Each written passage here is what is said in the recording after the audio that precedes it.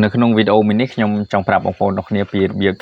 បំលែងរូបភាពទៅជា file PDF បាទដោយបងប្អូនទាំងគ្នាបានឃើញនៅក្នុងវីដេអូមួយនេះអញ្ចឹងបាទឥឡូវយើងកុំឲ្យខាត់ពេលយើងទៅតាមដានទាំងអស់គ្នាបាទជាដំបូងយើងត្រូវមានកម្មវិធី Adobe Acrobat នៅក្នុងកុំព្យូទ័ររបស់បងប្អូនទាំងគ្នាបាទអញ្ចឹងយើងបើកកម្មវិធីនឹងទាំងអស់គ្នាហើយយើងយក create PDF ហើយបន្តមកទៀតគឺយើងរើសយកឯកសារណាមួយដែលបងប្អូនទាំងគ្នាចង់ធ្វើបាទអូខេឥឡូវខ្ញុំបានឯកសារនេះមួយគ្រាន់តែជាការឧទាហរណ៍ជូនបងប្អូនទាំងគ្នាទេ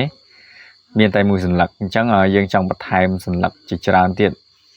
ឧទាហរណ៍ថាឯកសារវាមានច្រើនសន្លឹកអញ្ចឹងយើងចុចចំកន្លែងនេះហើយយើងចុចម៉ៅស្ដាំហើយយកខាងលើគេនេះ insert page នេះហើយបន្តមកទៀតយើងយកនេះ from file អូខេអញ្ចឹងករណីកន្លែងនេះវាចេញតែផ្ទាំង PDF ទេអញ្ចឹងយើងត្រូវការយករូបភាពមកដាក់យើងត្រូវចុចកន្លែងនេះដើម្បីយកកន្លែង all file អូខេអញ្ចឹងมันវាចេញផ្ទាំងរូបភាពឲ្យយើងអញ្ចឹងយើងចង់បានប្រមាណស្លឹកយើងបន្ថែមទាំងអស់មកអូខេឥឡូវខ្ញុំបន្ថែម7ស្លឹកសរុបទាំងអស់8ស្លឹកចុច open ហើយកន្លែងនេះគឺយើងមិនបាច់ប៉ះពាល់ទេយើងចុច OK តែម្ដងអូខេឥឡូវយើងបានហើយនេះ file PDF របស់យើងបានជាច្រើនសន្លឹកមែនតើបាទអញ្ចឹងករណីកន្លែងនេះបើសិនជាយើង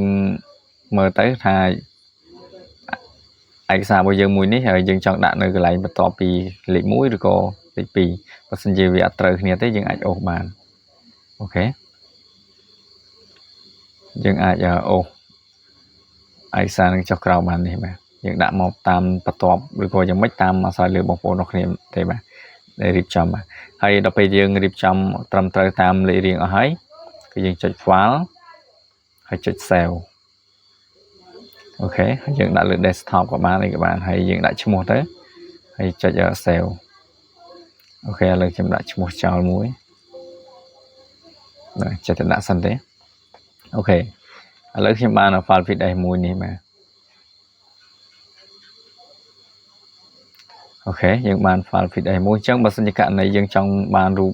ហ្នឹងទៅជារូបភាពវិញអញ្ចឹងយើងគ្រាន់តែចុច file ហើយយកកន្លែងនេះ save as នេះមកហើយយើងយកកន្លែង iMac យកនេះ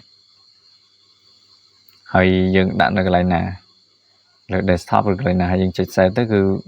យើងបានរូបភាពមកត្រឡប់មកវិញហើយអញ្ចឹងវីដេអូថ្ងៃនេះគឺអត់មានអីច្រើនទេគ្រាន់តែចង់ចែករំលែកទៅបងប្អូនទាំងគ្នាពីវីដេអូខ្លីៗពីរបៀប